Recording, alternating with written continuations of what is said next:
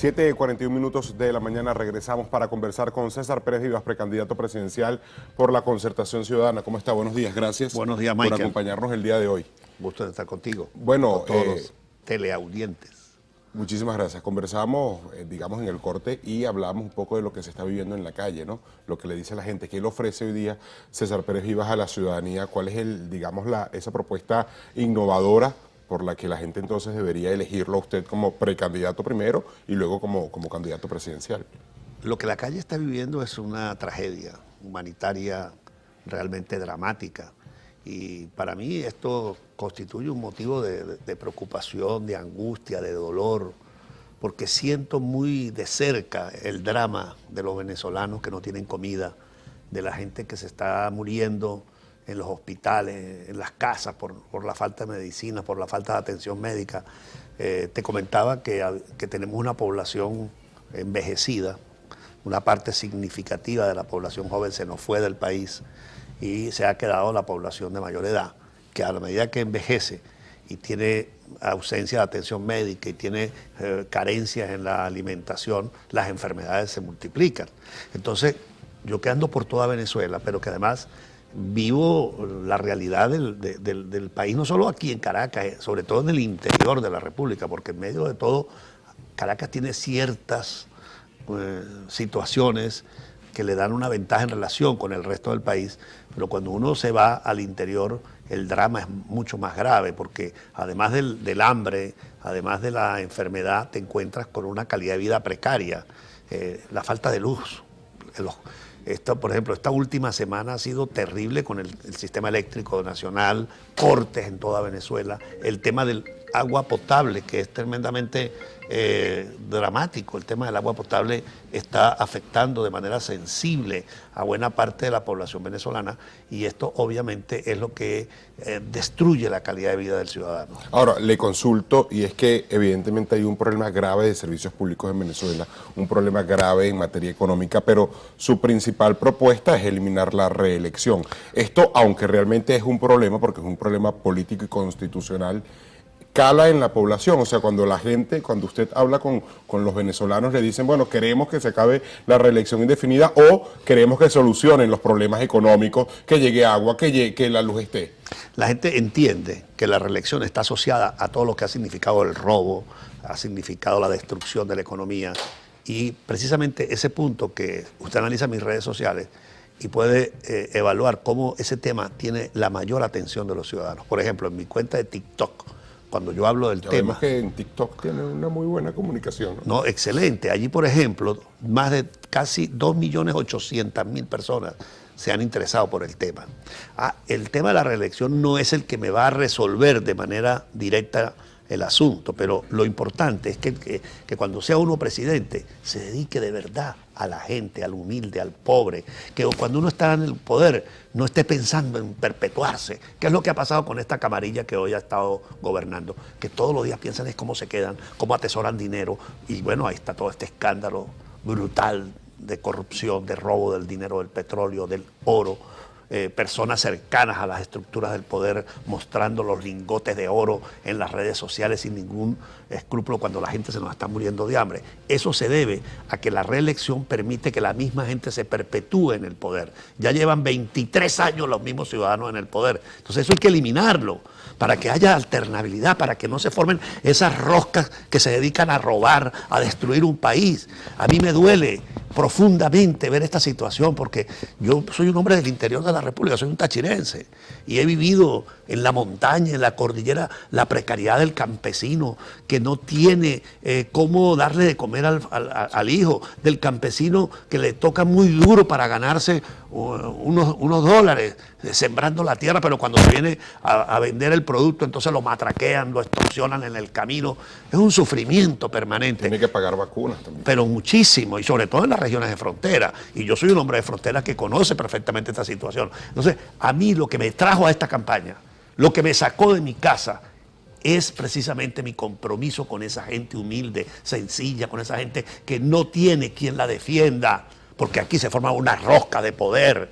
Y por eso yo hablo de la no reelección para terminar hacia el futuro el establecimiento de las roscas, que el que llegó a presidente Bien, se pueda dedicar a la gente. Vamos a una breve pausa. En la próxima parte seguiremos conversando sobre las propuestas que trae usted y también nos gustaría saber, bueno, cómo solucionar en este caso problemas de economía, cómo hacer que la calidad de vida del venezolano pues mejore día a día. Seguimos con Julio César, o César Pérez Vivas, quiero decir, 7:46 minutos de la mañana. En breve venimos con más. Seguimos con César Pérez Vivas conversando sobre pues, la realidad que se vive hoy día en el país. Le comentaba en el segmento anterior el tema de su principal propuesta y el tema de los problemas de los venezolanos, porque en los estudios de opinión, cuando digamos vemos o cuantificamos cuáles son los problemas, los primeros que salen son temas económicos y temas de servicios públicos. La corrupción, aunque es un problema que está atacando a Venezuela y hoy día lo vemos debido a la narrativa del Ejecutivo, pues los venezolanos no lo ven como problema principal de acuerdo a estudios de opinión. Efectivamente, pero lo está viendo en este momento, porque mucha gente le había pasado por el lado el tema de la corrupción. Y si bien la principal atención de nuestros compatriotas son los problemas económicos, es bueno recalcar que la causa de los problemas económicos están en el problema político. Hay que resolver el problema político para que pueda haber una nueva economía. Y yo voy a ser un presidente que va a ponerle orden al país, que va a parar en primer lugar la robadera. Porque como ahora hay una ley antibloqueo, unas leyes que permiten al gobierno vender, comprar, pagar sin darle cuenta a nadie, ¿verdad? Todo oscuro, eso permite que la gente se robe la plata. Y por eso es que este robo descarado que ha reconocido el gobierno que estuvo dentro de PDVSA, pero que existe en toda la administración pública, es fruto de un modelo político centralizado, de un modelo político que no es transparente, y eso tiene que cambiar para que se pueda eliminar, repito, la robadera. Y en segundo lugar, poder activar la economía privada, respetar la propiedad privada, respetar la iniciativa privada para que podamos tener empresas que generen riqueza nacional y de esa manera lograr pagarle un sueldo, un salario al trabajador. A mí lo que más me angustia es el salario de los venezolanos, porque nadie puede vivir con un salario de $5, $8. Un profesor universitario con $40 de salario es imposible que pueda atender sus obligaciones. Una enfermera, ¿cómo va una enfermera al hospital con $20 de salario ni para pagar el pasaje? Tengo amistades que trabajan en hospitales en diversas partes del país y no le pagan ni lo del pasaje para llegar a un hospital. Entonces los enfermos a las puertas de los hospitales muriendo de mengua, no hay enfermeras, no hay médicos, no hay medicina, no hay equipo, porque lamentablemente la plata se la han robado y porque el efecto, digamos, la producción de bienes y servicios se cayó, se vino al piso producto del modelo de economía socialista que ha instaurado la revolución bolivariana. Por eso mi planteamiento es muy claro y muy categórico. Vamos a la democracia, vamos a la economía de mercado, vamos a conseguirle un salario digno al trabajador, vamos a pagarle pensiones a los jubilados. Eso lo podemos lograr en 2, 3 años, poniéndole orden al país. Se puede perfectamente recuperar la economía en Venezuela, se puede recuperar el salario y ese es mi objetivo. Por eso yo me estoy lanzando para candidato presidencial, porque quiero ser el próximo presidente, ponerle orden al país, recuperar la economía, recuperar el salario y repotenciar esos servicios de salud, de agua, de electricidad, de gas que hoy en día tienen la mayoría de los venezolanos. Durante su gestión como gobernador de Táchira, digamos ¿qué políticas públicas, qué obras destacaron? Yo creo que el tema de la salud fue fundamental en mi gobierno. Yo me dediqué a recuperar los hospitales. El hospital principal de San Cristóbal fue totalmente restablecido. Hoy los tachirenses lo pueden identificar en el Hospital Central con bueno, usted. Después de 10 años ya lo volvieron a abandonar, pero en mi gestión recuperamos todos los servicios del hospital, recuperamos todas las ambulancias del Táchira, le pusimos médico a todos los pueblos del Táchira con un bono de $5.000 mensuales a los médicos que trabajaban en los centros de salud. ¿Tuvo escándalos de corrupción como gobernador? Sí, tuve dos directores. ¿Lo denunciaron en alguna oportunidad? Yo lo denuncié. A diferencia de lo que hace Maduro, que los ha tenido a todos cuidados. Ahí tienes a Tarek Aizamí. ¿Dónde está? ¿Por qué no está preso? Nadie sabe dónde está. Bueno, cuando yo fui gobernador, se me desviaron directores y yo mismo los denuncié y los llevé a la fiscalía. Porque uno no puede ser, cuando se trata de ese tipo de funcionarios, no puede ocultar los hechos, no puede taparle las vagabunderías a los que se meten a ladrones, porque el robo y la corrupción siempre van a existir. Desde que el hombre es hombre, existe la traición y la corrupción. Acabamos de venir de Semana Santa. ¿Cuál es el personaje emblemático de la Semana Mayor? Además de Jesucristo, por supuesto. Judas. Judas. ¿Y por qué Judas? Porque lo compraron, porque se vendió. Bueno, en todas partes hay Judas. En todas partes hay gente que se corrompe y eso existirá mientras el hombre exista. Pero en la medida que los gobernantes asumamos con responsabilidad nuestra tarea y no seamos cómplices de los que se meten en esas tareas, el país va a salir adelante. ¿Cuál cree que va a ser? En la medida en que haya también libertad de prensa, instituciones, porque un presidente, un gobernador, un alcalde no le da tiempo a estar pendiente las 24 horas de todos los funcionarios que hay en un gobierno. Si la opinión pública está abierta, si la gente puede denunciar, si usted va a la Asamblea, al Congreso y denuncia, si usted va a la Fiscalía e investiga, pues se puede lograr el objetivo. Pero si todos son la misma rosca, es imposible que se pueda ¿Cuál cree que va a resolver. ser el factor determinante de la elección primaria para elegir al candidato presidencial? No, ¿Dónde estará el voto duro? ¿En las redes sociales? ¿En el la territorio? calle, en la gente. Las redes son importantes, las redes reflejan un segmento de la sociedad, pero también se forma lo que llamamos la burbuja de la red. Entonces, y además hay una cosa hoy en día que se llama la inteligencia artificial, los algoritmos. Entonces, a mí me gusta César Pérez Vivas, entonces todo lo que es de Pérez Vivas, lo que me llegue, yo creo que todo gira en torno a Pérez Vivas. Resulta que cuando salgo a la calle hay algo más que Pérez Vivas. Entonces, para hablar de mí, no ponerme a hablar de ninguna otra persona. Entonces, la realidad es que la calle tiene una situación distinta. Aquí hay personas en Caracas que se sienten dueños del país desde Caracas. En cambio, cuando uno está en el interior, y yo he sido diputado del Táchira y he sido gobernador del Táchira y conozco la realidad de nuestros pueblos y las vivo permanentemente, sé lo que sufre un campesino, sé lo que sufre un agricultor, sé lo que sufre un productor, sé lo que sufre un obrero tirado por allá en San Antonio del Táchira o en Santa Elena de Guairén, ¿verdad? En cambio hay unos personajes que viven en una burbuja aquí en Caracas y todo gira en torno al este de Caracas y opinan desde el este de Caracas y trabajan solamente en las redes sociales desde Caracas, ni siquiera para Katia van. O sea, no conocen Katia. Bueno, ayer el conde del Guácharo se fue para Katia.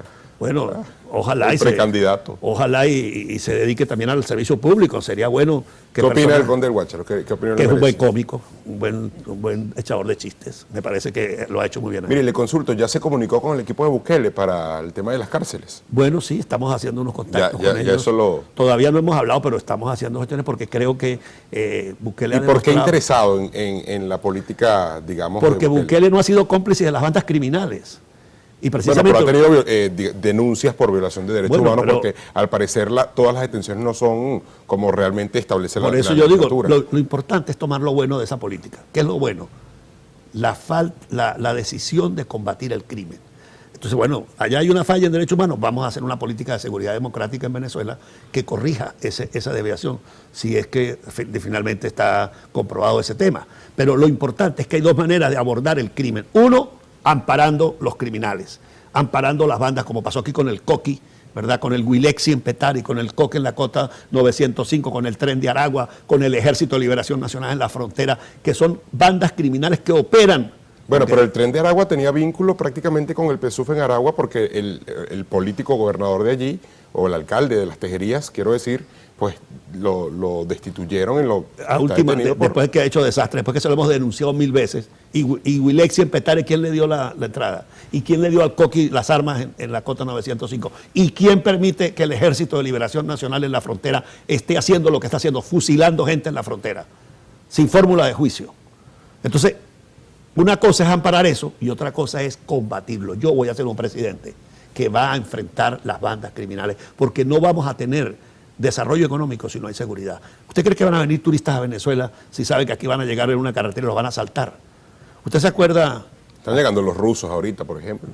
Los llevan ahí, los meten encerraditos, no pueden moverse por el país. Eso es nada para lo que Venezuela puede ofrecer. ¿Usted se acuerda de esta dama que fue asesinada Claro. en Carabobo. Mónica Spear. Mónica Spear. Bueno, esa dama venía de la playa, la mataron una banda criminal en el Cambur subiendo a Puerto Cabello. Entonces, ¿quién va a venir a hacer turismo, a visitar Venezuela, si aquí las bandas criminales operan de manera prácticamente libre? Voy a ser un presidente que va a someter las bandas criminales. Y sería un presidente que defiende el Esequibo, por ejemplo. Totalmente lo hemos Territorio defendido. Desde muy jóvenes hemos estado en el tema del Esequibo. Yo me acuerdo que era dirigente juvenil cuando lanzamos una campaña de Esequibos venezolanos, defendamos el Esequibo. Lamentablemente, Maduro y toda esta gente del socialismo del siglo XXI abandonaron la defensa del Esequibo. algún momento dijo por la Chávez- influencia no, pero eso fue la influencia de Fidel De Castro. Fidel Castro. Fidel Castro estuvo siempre en contra de Venezuela en la defensa del Esequibo, siempre ha estado con Guyana y lamentablemente estos señores que hoy gobiernan Venezuela son de la escuela de Fidel Castro, han sido alumnos de Fidel Castro y no les importa entregar Guyana como lo han entregado. Nosotros tenemos que retomar la defensa institucional de los derechos históricos de Venezuela sobre el Esequibo. Ahora el gobierno habla de una unión nacional para la defensa del Esequibo, está impulsando políticas educativas en colegios para la defensa del Esequibo, pero por mucho tiempo no se hizo. Tarde piaste, pajarito, dijo un presidente en Venezuela. Llegaron ya cuando perdimos, digamos, ya la Corte Internacional ya... Pero cuando perdimos avanzó. años importantes y sobre todo cuando no se opusieron a la entrega de concesiones petroleras en el Esequibo, donde están sacando petróleo que es de Venezuela y usando tecnologías que tocan los reservorios petroleros de Venezuela. Yo voy a ser un presidente que no va a permitir en Venezuela aquellas empresas que están haciéndole el juego contra el país en el Esequibo. Vamos a defender la integridad del territorio y vamos a defenderla con medidas racionales, con medidas que protejan nuestros activos naturales y sobre todo nuestra riqueza petrolera. ¿Cuál es su candidato, digamos, más fuerte en primaria? Yo soy el candidato a las primarias. ¿Pero cuál es el contrincante? Yo no estoy midiendo ese contrincante. Creo que todos son competidores, todos merecen mi respeto y estoy tratando de tener la mejor relación y el mayor respeto con ellos porque voy a necesitar que todos ellos me acompañen. ¿Respetaría la decisión en caso de no ser electo usted? Pero por supuesto. ¿Votaría por María Corina Machado? Por María Corina, Enrique Capriles. por el que elijan los El ciudadanos. conde del Guácharo, aun cuando Sí. dice que es un buen comediante. Bueno, ¿votaría? yo no he dicho lo contrario, es un buen comediante, pero si los ciudadanos de este país toman cualquiera de estos perfiles, mi obligación es aceptarlo, porque yo estoy pidiendo lo mismo cuando yo sea electo. Yo quiero encabezar la unidad, yo quiero ofrecer un gobierno de transición y conmigo como candidato de la unidad habrá la garantía de integrar a todos los sectores que quieren un cambio en Venezuela. Voy a ser un presidente que va a dirigir un gobierno de unidad nacional que le dé atención preferencial a los sectores más desposeídos, a los que están sufriendo en este momento, al que no le alcanza el salario. Me voy a poner en un plan de emergencia alimentaria y sanitaria apenas lleguemos al poder, porque estoy profundamente angustiado con la situación de hambre y de pobreza que se está viviendo en ¿Y qué Venezuela. opina, por ejemplo, de Antonio Carri o de José Brito, que van a elección pero no van a primaria? Bueno, Dicen que yo no va- creo que todo el que no vaya a primaria y se lance por fuera le hace el juego al gobierno. ellos les estarían haciendo el juego al gobierno. Todo el que no vaya a las primarias y salga por fuera de la unidad está contribuyendo a crear un sistema de confusión, pero los ciudadanos venezolanos van a apostar a la unidad porque la unidad es la clave para rescatar la democracia y para recuperar al Bien, país. muchísimas gracias. Gracias a ti, Michael. Muy amable. Conversábamos entonces con César Pérez Viva, candidato a la presidencia o precandidato a la presidencia. Son las 8 en punto de la mañana. Nos despedimos por el día de hoy. Será hasta mañana a las 7 de la mañana. Se despide Michael Iriarte Oliveros. Tengan todos un feliz día.